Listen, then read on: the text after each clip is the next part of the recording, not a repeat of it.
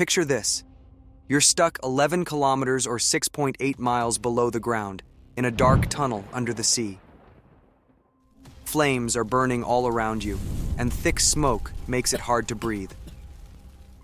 On September 11th, 2008, what seemed like a normal trip through the Channel Tunnel turned into a fight for survival. This terrifying event revealed the hidden dangers of one of the world's most incredible engineering marvels. Before we dive into the background of this Channel Tunnel, I invite you to subscribe this channel and hit the notification bell so you don't miss any of our train disaster documentaries. The Channel Tunnel, often called the Chunnel, is a railway tunnel that connects England and France under the English Channel at the Strait of Dover. It is 31.35 miles long and opened in 1994, more than 190 years after the idea was first suggested. It's actually 3 separate tubes, 2 main tracks for trains and a smaller service tunnel in between, which is used for emergencies and maintenance. This service tunnel is about 4.8 meters wide, big enough for emergency access. The tunnels are connected by special passages and unique ventilation shafts that help manage air pressure changes caused by trains moving through at high speeds, like pistons in an air pump. It's more than just a tunnel. It's a lifeline connecting 2 countries, hidden from view, but engineering magic in motion. The Channel Tunnel is designed with safety in mind, and it has even more incredible secrets hidden beneath the sea. 2 special undersea crossovers connect the main tunnels, like secret underground bridges. Most of the time, these crossovers are sealed tight with airtight doors, but in an emergency, they become crucial escape routes. Inside the service tunnel, a special fleet of rescue vehicles stands ready. These aren't ordinary vehicles. They're double-ended machines with a unique superpower.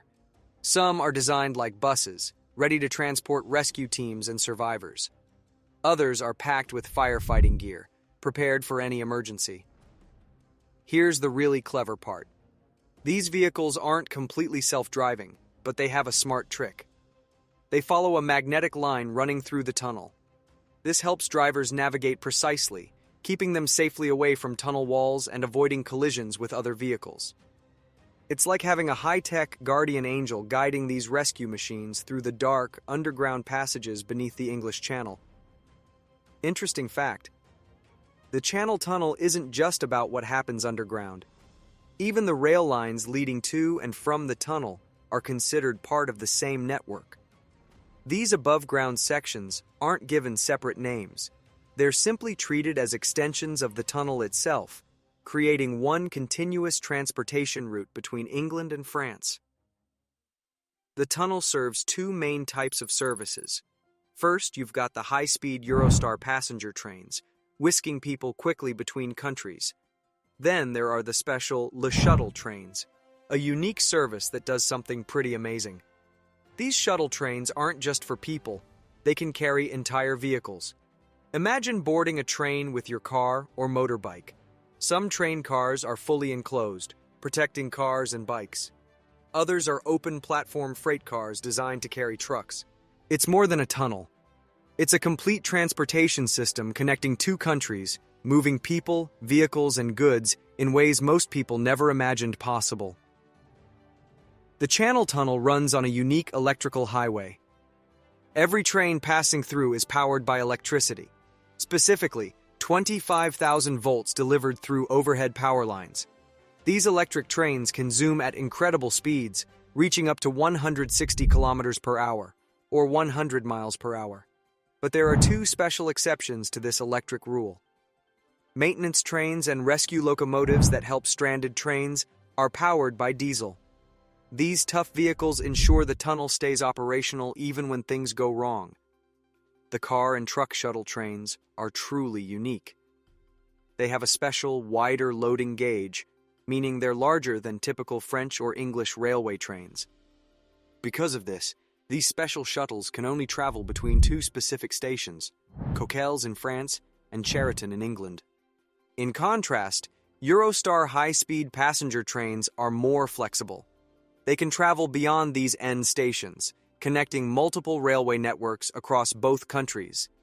It's a testament to the incredible engineering that makes the Channel Tunnel more than just a tunnel. It's a complex, interconnected transportation system. Freight Shuttle 7412 was a southbound shuttle train was carrying 25 trucks and 2 delivery vans, traveling from England to France. But this wasn't just any train. It was a carefully designed transport machine. Each freight shuttle has a unique setup. 2 locomotives, one at each end, provide power and control. Right behind the lead locomotive sits an amenity car, a special passenger section where truck drivers must stay during the journey. This car stretches about 25 meters long, giving drivers a safe space during the trip. Behind the amenity car, several low-floor carrier cars hold the trucks. These carrier cars are around 20 meters long, designed specifically to transport heavy vehicles through the tunnel. The entire shuttle is massive, measuring a whopping 775 meters in length. That's almost 8 football fields long. Interestingly, the train's design evolved over time. Early carrier cars had full-length roofs. Later versions had short roofs over truck cabins. But by the early 2000s, even those were removed due to structural concerns, leaving trucks completely exposed on the carrier cars. Each freight shuttle train is powered by a Eurotunnel Class 9 locomotive. These aren't just ordinary train engines. They're specially designed powerhouses created exclusively for the Channel Tunnel. Each train has 2 of these locomotives, one at each end, a clever design that allows the train to perform identically no matter which direction it's traveling. Instead of using complicated track-turning methods, these trains simply rotate 180 degrees at the terminal stations. This means the locomotives can push or pull the train with equal power and precision. The Class 9 locomotive has an interesting origin. It was developed using the narrow-gauge EF-class locomotives from New Zealand as its blueprint. Each of these impressive machines stretches 22 meters long, about the length of a tennis court, and weighs a massive 132 metric tons. These locomotives are speed demons of the underground, capable of racing through the tunnel at top speeds of 160 kilometers per hour. That's 100 miles per hour. They're the ultimate combination of power, engineering, and innovation, designed to navigate the unique challenges of the Channel Tunnel. These Eurotunnel locomotives are packed with fascinating technology that goes way beyond typical train engines. Take the driver's setup, for example. It's a unique design that caters to different cultural preferences. The driver's desk can be operated both standing and seated, a nod to the different working styles of French and English train drivers. French drivers typically prefer sitting, while English drivers like to stand. The driver's cab is a high-tech comfort zone. It's fully pressurized and climate-controlled, ensuring the driver remains comfortable while racing through changing environmental conditions of the tunnel. But here's where it gets really interesting. Only one full driver's cab is fully equipped, but the rear end still has basic driving controls for maneuvering and shunting. Each locomotive is equipped with multiple CCTV cameras, giving a comprehensive view of the train and tunnel. There's a second seat for a train captain, though, interestingly, this captain rarely sits in the leading locomotive. Instead, they usually sit in the rear locomotive, monitoring CCTV feeds and prepared to take control in any emergency. It's like having a backup pilot ready to step in at a moment's notice, ensuring the safety of the train and its cargo as it speeds beneath the English Channel. On September 11, 2008, at 3:15 p.m., a new crew took over Freight Shuttle 7412 for its scheduled journey from England to France. During the crew handover, something notable happens. The outgoing train captain warns his replacement about a critical detail. Door 3 of the amenity car is defective and has been disabled, leaving only 3 doors functional. At 3:36 p.m., right on schedule, the train departs the English terminal. 32 people are on board, including 3 crew members. But there's an unusual circumstance. The train captain is sitting at a workstation in the back of the amenity car instead of manning the rear locomotive as would typically be expected. Minutes after entering the tunnel, an unexpected event occurs. A power spike in the overhead electrical line trips the breakers, cutting power and bringing the train to a complete stop. Both the control center staff and the train driver are puzzled, unable to identify the cause of this electrical interruption. After some investigation, the control center decides to reset the breakers, allowing the train to continue its journey. However, they mandate a reduced speed, now traveling at 62 miles per hour instead of its normal pace. At around 3:50 p.m., just after crossing the halfway point of the Channel Tunnel, the train captain hears an unusual sound, a dull, quick boom. In the world of long-distance transportation, odd noises aren't always cause for alarm, so he does nothing. 4 minutes later, at 3:54 p.m., everything shifts dramatically. The train's smoke detection system screams to life. The alarm blared, signaling smoke at the rear of the train. When the captain looks through the window at the end of the amenity car, his world transforms. Flames are visible, erupting from one of the loaded vehicles. Following strict safety protocols, he immediately reports the fire to the driver via intercom. In the same breath, he takes a critical safety step, closing the car's ventilation system. This crucial action prevents smoke from entering the train car if an evacuation becomes necessary. Time becomes critical. 1 minute passes after the captain's first fire alert, but the train maintains its speed through the darkness of the tunnel. Growing increasingly alarmed, the captain contacts the driver again. This time, his message is urgent and clear. There is definitely a fire, and the train must stop. Through the windows of the amenity car, passengers and captain witness a chilling sight. They can see the outline of the leading truck, illuminated against the growing flames.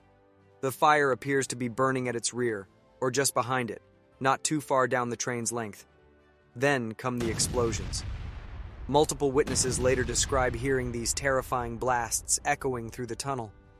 But these weren't bombs. As investigators would later conclude, these explosive sounds came from something equally dangerous: bursting tires and fuel tanks, consumed by the intense heat of the fire.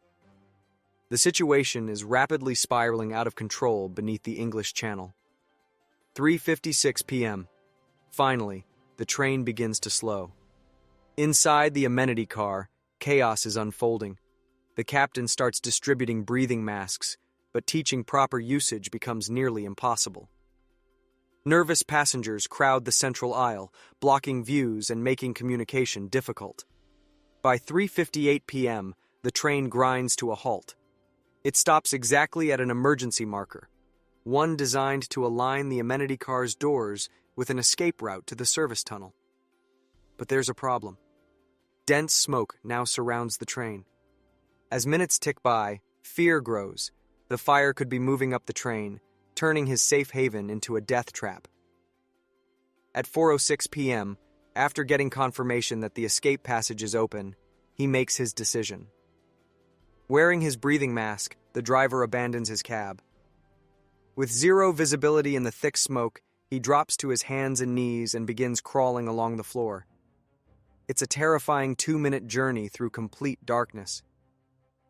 At 4:08 p.m., he finally reaches the safety of the passage. Just then, as if on cue, the tunnel's ventilation system begins clearing the heavy smoke. The driver has broken protocol, but his instincts may have saved his life. The smoke-filled tunnel becomes a maze of life and death decisions. The 4 passengers who ventured into the tunnel have split up. 2 make the wise choice to return to the train, finally reaching the safety of the passage 10 minutes after the driver. But the other 2 push on toward France, a dangerous gamble. After struggling through 340 meters of thick smoke, they finally turn back. Then, a miracle. At 4:26 p.m., they stumble upon a second open passage, part of the tunnel's standard emergency protocol to pump in fresh air. Here, they meet rescue workers who've been desperately searching for them. With all passengers now accounted for, medical teams quickly assess the survivors. While 14 people need treatment for minor injuries, mostly smoke inhalation and bruises, remarkably, everyone is alive. The final chapter of the evacuation ends at 6:44 p.m. As the driver, captain, and catering steward emerge from the service tunnel by car, the last survivors to leave the danger zone. But 6 miles behind them, in the darkness of the Channel Tunnel, their train continues to burn. The inferno reaches temperatures over 1,000 degrees Celsius, hot enough to melt metal. The battle was far from over. For the next 16 hours, over 300 firefighters from both France and England fought against the intense inferno deep beneath the channel. They worked tirelessly until 6 a.m. the next day, when they finally extinguished the main fire. But their job wasn't done. The teams stayed longer, carefully checking and eliminating hotspots that threatened to reignite the blaze. A false alarm slowed their efforts. Reports warned of a truck carrying 100 kilograms of carbolic acid, a toxic, flammable chemical used in medicine. This dangerous cargo forced extra caution. Only after the fire was out did they discover the truth. It wasn't 100 kilograms, but just 100 grams. A critical reporting error that had unnecessarily complicated the response. The fire's destructive power was massive. It completely destroyed several train cars, 2 trucks, the amenity car where passengers had waited. Many other cars, vehicles, and both locomotives suffered severe heat and smoke damage. Most shocking was the tunnel itself. 650 meters of wall had to be completely replaced, scarred beyond repair by the intense heat. Now, investigators faced a familiar challenge. Their first priority, searching the charred remains of the train and scanning the tunnel for any signs of bombs or devices that might point to deliberate sabotage. Meanwhile, on the English side, a familiar scene unfolded. Police launched Operation Stack, an emergency protocol designed for tunnel closures. This meant closing the M20 motorway, transforming it into a massive parking lot for stranded trucks that could no longer cross the channel. The investigation was just beginning, but the impact was already massive. Once again, the vital link between Britain and France had been severed by fire. The investigation takes a crucial turn. With no evidence of deliberate sabotage, investigators focus on the train itself and its cargo. Their breakthrough comes from CCTV footage. In the recordings, they spot something strange. About 23 minutes before the train's smoke alarm activated, smoke begins filling the driver's cab of a truck on car number 15. This was puzzling. The cab contained nothing that could produce such heavy smoke or spark a major fire. But the timing provides a vital clue. Cross-checking with the tunnel's data logs reveals a critical connection. The smoke started appearing right after that mysterious power spike that had stopped the train earlier. The pieces of the puzzle are starting to come together. Between the truck on car 15 and that unexpected power spike lies the key to understanding how this disaster began. A crucial discovery emerges from terminal security footage. On camera, investigators spot something small but significant, a thin aerial protruding from the truck's cabin roof, extending above its trailer. This detail should have raised red flags. All trucks using the shuttle must stay under 4.2 meters in height. Originally, this limit protected trucks from hitting the train car roofs. Now, with open carriers, it prevents contact with the dangerous overhead power lines. 2 safety systems should have caught this. An automatic aerial detection system, scanning for anything too tall. Loading agents visually checking for protruding parts like aerials, lights, or decorations. Then comes a revealing detail. A new loading agent had actually spotted the aerial. Being inexperienced, he consulted a senior colleague. The senior agent's response proved fateful. Since the truck had cleared the detection system, he decided the aerial must just appear taller than it really was. The investigation takes an experimental turn. Working with the truck manufacturer, investigators recreate the loading scenario. Their tests reveal a disturbing flaw in the safety system. When test trucks pass through the detection system, the results are inconsistent. Sometimes the system flags the aerial, sometimes it doesn't. Then comes a crucial finding. Slowing the trucks down makes the detection more reliable. The problem becomes clear. At normal loading speeds, these thin aerials either bend down momentarily below the height limit, or pass through the detection zone too quickly to trigger an alert. The inexperienced loading agent is cleared of blame. After all, seeking advice from senior colleagues before disrupting operations was considered good judgment. But this discovery exposes a dangerous gap in the tunnel's safety systems, where speed and efficiency had inadvertently compromised crucial safety checks. Finally, the full picture emerges. That thin aerial, extending past the 4.2-meter height limit, touched the overhead power line at its lowest point, right after the English tunnel entrance. This contact caused the initial power spike that stopped the train. Here's where a critical gap in safety protocols appears. After such a power spike, there was no requirement for a physical inspection of the train. All that was needed was a check of onboard computer systems. A quick look for visible smoke or fire. A different decision at this moment could have prevented disaster. If they had kept the power off and called for a rescue locomotive to tow the train back out, the story would have ended there. Instead, when power was restored to the overhead lines, the protruding aerial created a continuous electrical arc. Like a welder's torch, this persistent spark eventually ignited the truck. From this small beginning came the massive inferno that would close the Channel Tunnel. A single aerial, a brief power spike, and a gap in safety protocols. 3 small factors that combined to create a major disaster. A critical safety system existed that could have changed everything: the safe stations. Hidden in the tunnel walls were 4 of these specialized firefighting zones, 2 in each tunnel. Each station stretches for 870 meters, equipped with powerful water spray systems above and beside the trains. These stations were specifically designed to tackle small fires and cool down hotspots without stopping tunnel operations. The control center could activate these sprays on command. In a cruel twist of timing, Train 7340 had actually passed through the final safe station shortly after its smoke alarm triggered. If the train had stopped sooner, or if the response had been faster, the outcome might have been different. Theoretically, with perfect coordination between the train captain, driver, and control center, the system could have activated in time to spray the burning truck. But with the train continuing past the station before stopping, this last chance at preventing the inferno slipped away. The aftermath of the 2008 fire brought significant changes.